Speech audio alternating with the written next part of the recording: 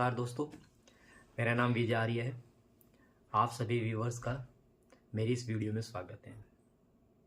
आज फिर एक ऐसे मुद्दे पे हम बात करेंगे जो बहुत ही चिंतनीय है। क्या ज़रूरत है बच्चों को ऐशो आराम की ज़िंदगी देने के लिए? यहाँ तो माँ बाप, राजनीतिज्ञ माँ बाप अपने अनपढ़ बच्चों को बड़ी बड़ी पोश गाड़ियाँ उनको दे देते हैं, अपने सारे पैसे में उनको आग लगा देते हैं।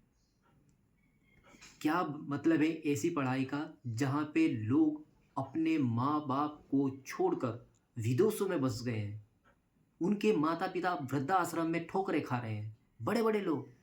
अगर रेमंड की बात करें तो उनका इंटरव्यू में देख रहा था, उन्होंने जीते जी अपने बच्चों के नाम अपनी पूरी प्रॉपर्टी कर दी। सब जानते हैं कपड़ों का कितना बड़ा व्यापारी है, लेकिन आज एक छोटे से कम किराए के मकान में रहते हैं। अभी हाल ही में आपने करनाल के एक डॉक्टर की कहानी सुनी है।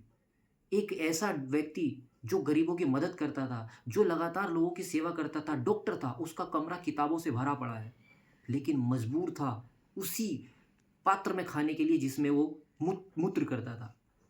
उसके बच्चे, उसकी पत्नी, स्वयं उसकी पत्नी भी छोड़कर उसको विदेश में बस गई है।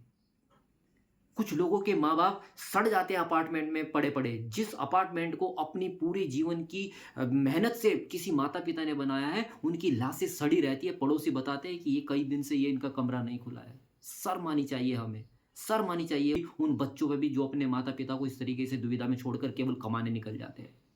बड़ा दुख होता है, झकझोर करके रख देती है आत्माएं कि क्या यही हम लोग संस्कार अपने बच्चों को दे रहे हैं। दुख होता है।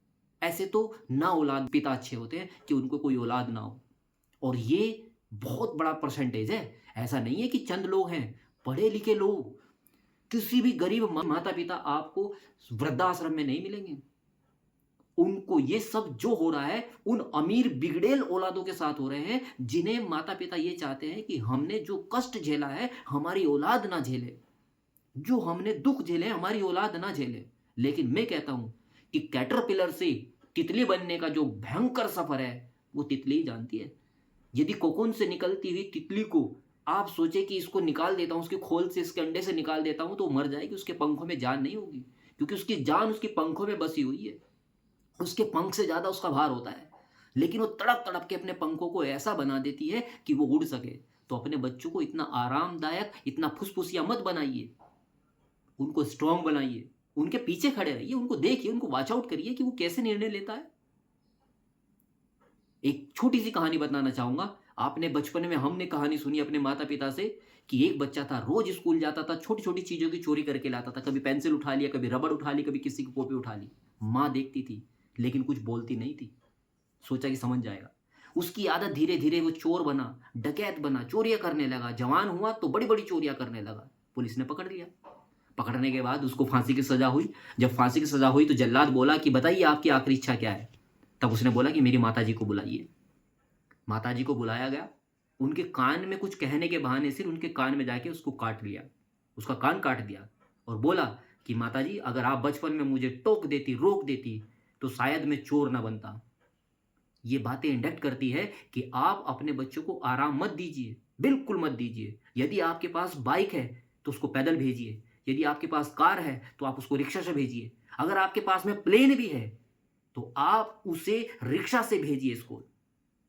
उसको एहसास कराइए कि लोग कैसे जीते हैं, तभी वो आपके साम्राज्य का अधिकारी बन पाएगा, उत्तराधिकारी बन पाएगा।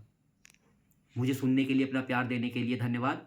अपने सुझाव मुझे दीजिए कि मैं अच्छे से अच्छे टॉपिक्स पे आपसे बात कर सकूं।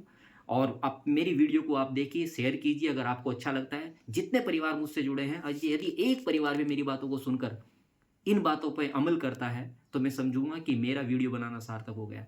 अपना प्यार ऐसे ही देते रहिए। नमस्कार।